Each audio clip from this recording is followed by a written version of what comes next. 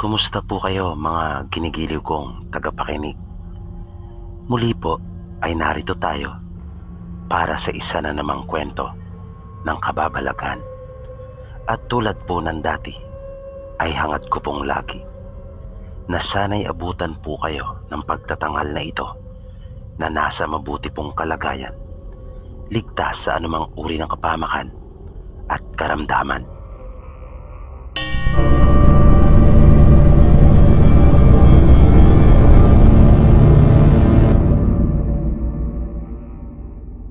Magandang araw po sa iyo, Sir PB. At ganun din sa lahat po na nakikinig sa inyong programa. Ako nga po pala si Nicole at lagi din po ako nakatutok sa inyong mga kwento. Kasalukuyan po akong nagtatrabaho ngayon dito sa ibang bansa bilang kasambahay. May kwento po kasing naibahagi sa akin yung lola namin noon nung siya ay nabubuhay pa. At yan po ang nais ko sanang isalaysay sa inyo. Totoo po itong nangyari sa probinsya nila. Naganap po ito noong dekada 60. Sa isang baryo po sa probinsya nila lola, ayon sa kanyang kwento, ay may isang magaling na manggagamot. Natawagin na lang po natin sa pangalang Berong. Si Mandoy Berong ay kilala hindi lamang sa baryo nila, kundi sa buong bayan. Mahusay kasi ito at hindi nagpipresyo. Madalas pa nga itong tumatanggi sa tuwing binabayaran siya sa kanyang panggagamot. Kung kaya ipinipilit pa sa kanya ng mga kababayan. Ang salita nga palang Mandoy ay katawagan sa mga matatanda doon kanila lola. Kaya Mandoy Berong ang tawag sa kanya. Minsan, nagkaroon ng isang simpleng handaan doon sa kanilang baryo. Dahil nagdiwang ng ikapitong kaarawan ang isang anak ng kanilang kanayon. Marami ang inimbitahan na taga roon. Halos magkakakilala naman kasi silang lahat. Na ang iba pa nga dito ay magkakamag-anak pa. Kinumbida din sa nasabing okasyon na yon si Mandoy Berong at dumalo naman ito. Masaya ang naging okasyon at pagtitipon. Pero sa kalagitnaan ng kasiyahan ay bigla na lang bumagsak sa lupa yung manggagamot. Kaya nagtaka yung mga tao at nagkagulo. Nagkikisay si Mandoy Berong at biglang bumula ang bibig. Nataranta ang halos lahat ng taong naroon at di malaman kung ano ang kanilang gagawin. Hanggang isa sa kanila ang naglakas loob na lumapit at tinawakan si Mandoy Berong sa kanyang isang kamay.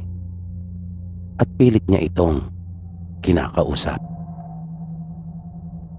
Makailang ulit pa niyang sinubukan hanggang sa nagsalita itong bigla. Sa mahinang tinig ay nakiusap ito na dalhin nila siya sa kanyang bahay at hayaan na lang siya doon mag-isa hanggang sa mamatay. Nang marinig ng mga taong naroon ang sinabing yun ng matanda, ay nagkumahog silang lahat. Nagmamadali nila itong binuhat at dinala sa kanyang bahay. Pinagtulungan nila itong buhatin. Nang ipinagtaka nila ay kung bakit napakabigat nito. Gayong manipis lang ang pangangatawan ni Mandoy Berong at katamtaman lang din naman ang taas. Kaya makailang ulit silang nagpalit-palitan at marami silang mga nagbuhat. Nang naipasok na nila sa bahay si Mandoy Berong, ay iniutos nitong isara na yung kanyang pinto at hayaan na lang siya. Pagkat wala naman daw silang magagawa para siya ay maisalba.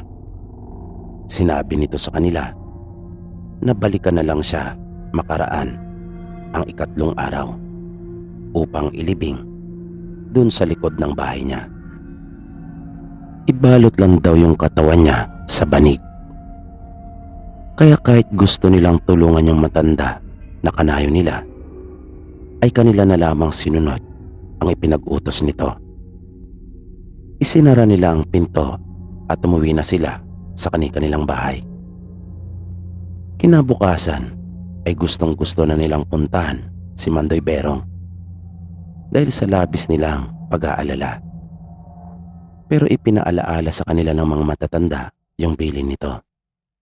Kung kaya, wala rin silang nagawa, kundi ang balikan nito makaraan ng 3 araw. At nang sumapit na yung araw, ay dali-dali nila itong pinuntahan sa bahay niya. At nanlumo sila sa kanilang nakita. Patay na nga yung mahusay na manggagamot sa kanilang lugar. Nangingitim na ang katawan nito at isa na iyong malamig na bangkay. Sobrang tigas ng kanyang katawan na nang buhatin nila matapos maibalot sa banig ay talaga namang tuwid na tuwid. At tulad ng inihabilin nito ay ganun nga ang kanilang ginawa. Mabait kasi si Mandoy Berong sa kanilang lahat. Basta kanayo nito, kahit anong pilit nila ay hindi talaga niya tinatanggap ang kanilang mga ibinabayad na talagang matulungin ito. Sa tuwing meron ngang namamatay sa nayo nila ay hindi ito nagpapauli pagdating sa tulungan at ambagan. Laging malaki ang iniaabuloy nito na talagang nagbibigay sa abot ng kanyang makakaya, kahit pa nga wala naman itong pinagkakakitaan na regular. Kaya mahal na mahal talaga nila ito dahil sa mga mabubuti niyang katangian. Matapos nilang mailibing si Mandoy Berong ay umuwi silang lahat na bagsak ang mga balikat at makulimlim ang kanilang mga muka dahil sa labis nilang kalungkutan. Para sa kanila ay isang malaking kawalan ang magaling na manggagamot sa kanilang baryo. Pero ang hindi nila alam ay may nauna na sa kanila na nagpunta sa bahay ng matanda. Unang gabi pa lang mula nang bumula ang bibig matapos malason ay may sumadya na kaagad. At ito ay yung bago doon sa kanilang baryo na isang kilkikan at malupit na aswang na naimbitahan din doon sa okasyon. Tawagin na lang natin siya sa pangalang Crispulo. Hindi talaga siya likas na taga roon. Ito ay nagmula sa bantog na probinsya pagdating sa mga aswang. Sumadsad dito sa kanilang baryo matapos magkaroon ng kaalitan sa kanila. Napapatayin talaga siya ng buong angkan ng batang kanyang inaswang. At di birong kalaban ng mga ito dahil sa may mga taglay ding bertud. Kung kaya naisipan na lang niyang umalis sa kanila at nagtago doon sa probinsya ng kanyang pamangkin na walang kamalay-malay ang pamangkin nito na isa itong aswang. At sa unang pagkakataon na nakita niya si Mandoy Berong ay naramdaman na niya kaagad na may nalalaman ng matanda at magiging balakid sa kanyang mga plano at pagkakalat ng lagim doon sa baryo. Kaya kanya na kaagad itong inunahan. Kanya itong nilason. At yung inilagay niyang uri ay yung pang-isahan lang at mabilisan. At kanya ngang pinuntahan sa bahay nito si Mandoy Berong upang tsakin na patay na nga ito. Na may pang-iinsulto pa niyang sinabihan nito na maswerte pa raw si Mandoy Berong pagkat hindi niya uri ang kumakain ng patay. Dahil kung hindi, ay malamang na kanya na itong nilantakan. Inalam pa niya kung may makukuha siyang anting sa matanda. Pero nabigo siya pagkat wala itong anuman sa katawan maging sa loob ng kanyang pamamahay. At matapos ang mailibing si Mandoy Berong, ay nag-umpisa ng makaranas ng iba't ibang kababalagan ang mga taga-roon sa kanilang baryo. Bunga ng mga masasamang pinaggagawa ni Pulo. Nag-umpisa iyon sa kanilang mga alagang hayop na natatagpuan na lamang nilang patay na sa kinaumagahan pagkat nilapa, na malaking perwisyo talaga iyon para sa kanilang mga naninirahan doon. At nang huli ay hindi lang hayop ang isa-isang nalalagas, kundi mismong sila na ang pinupuntirya nito. At may isa pa nga silang kababaryo na binatilyo na hinabol ng aswang.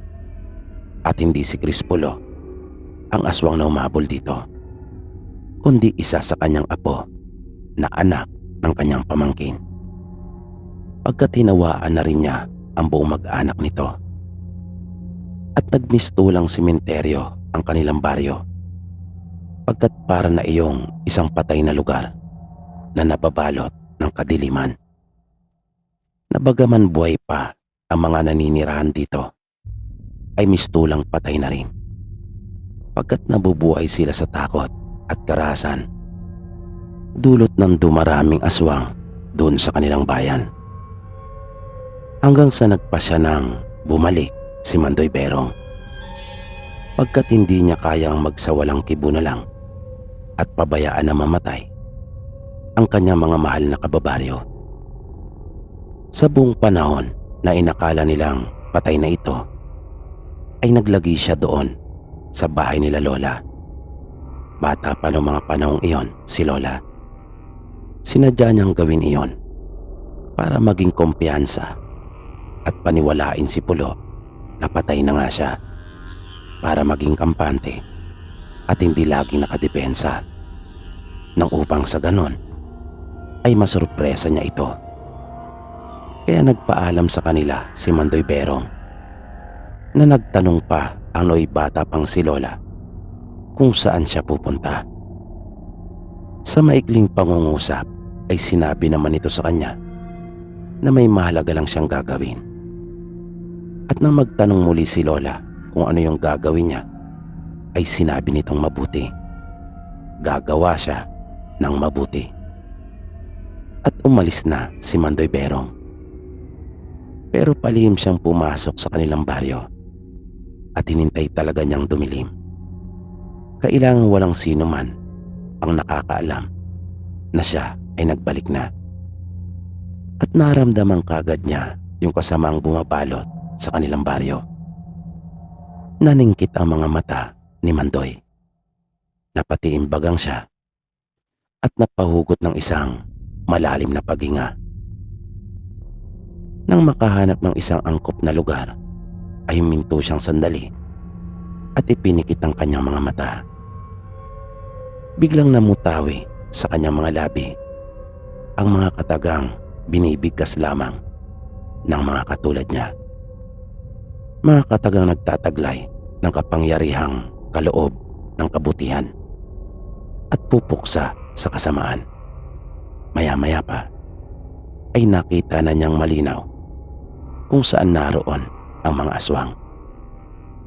At dahil kabisado niya ang pasikot-sikot at halos lahat ng sulok doon sa kanilang baryo, kung kaya agad niyang natukoy kung saan banda iyon.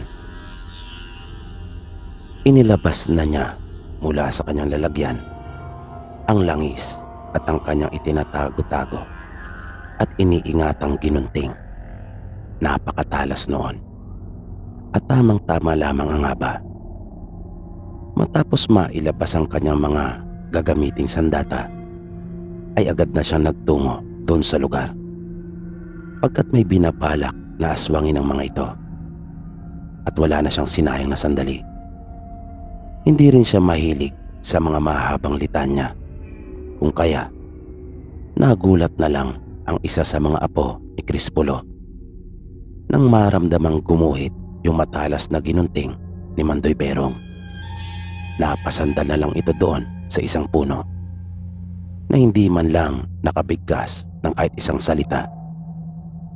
Nanlaki ang mata ng mga natirang aswang. Gulat na gulat sila dahil sa nangyari. Si Pulo nga ay takang-taka at tila ba panandalian pang nawala sa kanyang sarili. Dahil naroon si Mandoy at hinaharabas na ng kanyang ginunting yung mga kaanak niyang aswang na ang sarap-sarap pa ng kanilang pagtuwad habang naghihintay ng tamang pagkakataon para umatake sa bahay ng kanayo nila. Nagpakita pa si Pulo ng kanyang mga matutulis ng ngipin nang ito ay umangil. Pero nginitian lamang siya ni Mandoy. Sa loob-loob pa nito ay hindi siya maisasalba ng kanyang mga pag-angil. At hindi ang katulad lang ni Pulo ang makakapigil sa kanya. At hindi nga niya tinigilan ang mga ito na sa edad na iyon ni Mandoy ay napakaliksi pa rin at ubod ng lakas. Lahat na ng nalalamang paraan ni Pulo ay kanya nang ginamit, pero nung huli ay nalipol pa rin sila ni Mandoy Berong. Nagkalasog-lasog ang kanilang mga katawan na ayaw sana niyang kitlin ang kanayo nila na pamangkin ni Pulo pagkat hinawaan lamang ang mga ito. Pero kumitil na rin kasi sila ng kanilang mga kanayon. Kung kaya, kanya na lang rin siningil ang mga ito. At matapos sumandusay ang mga ito sa lupa, ay kanya silang binuhusan ng espesyal niya na langis. At biglang nagliyab ang kanilang mga katawang aswang. Nang tuluyan ng matupok at mawala na ang apoy, ay kanyang tinabunan ng lupa at umusal siya ng mga kataga na kanyang sinelyo ng lugar kung saan niya napatay at inilibing ang mga ito. Binalak pa sana ni Mandoy Berong na tumira at manatili sa kanilang baryo, pero naisip niyang baka magulo lang ang kanyang mga kanayon at hindi maunawaan ang kanyang ginawa. Naginamitan niya ng mahika at pambulag hindi lang si Pulo kundi maging silang lahat ng mga kanayo niya para mas maging makatotohanan yung kanyang pagkawala at para kagatin iyon ni Pulo na siyang lumason sa kanya. Pero baka isipin nila ay kanya silang niloko at ginamitan ng pandaraya, lalo pa nga at may mga kanayon silang namatay sa kanyang pagkawala. Kaya minabuti na lang ng mabait na manggagamot na bumalik sa bahay ng kanyang anak at makasama muli ang kanyang nag-iisang apo na babae. At ikinuwento niya dito ang lahat ng kanyang mga pakikipagsapalaran at karanasan bilang isang manggagamot. Hanggang dito na lang po ang kwento kong ito, Sir PB. At bago ako tuluyang magpaalam, ay nais ko lang pong ibahagi din sa inyong lahat yung natutunan ko at ginagamit sa pang-araw-araw kong pamumuhay. Mula ito kay Lola na natutunan din niya sa kanyang lolo na si Lolo Berong. At ito ay ang gumawa po tayo ng mabuti sa araw-araw. Maraming salamat po. Dito po pansamantalang nagtatapos ang ating programa.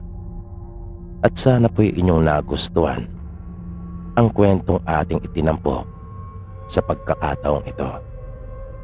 Sana po ay patuloy niyo pang subaybayan ang mga susunod pa nating kwento.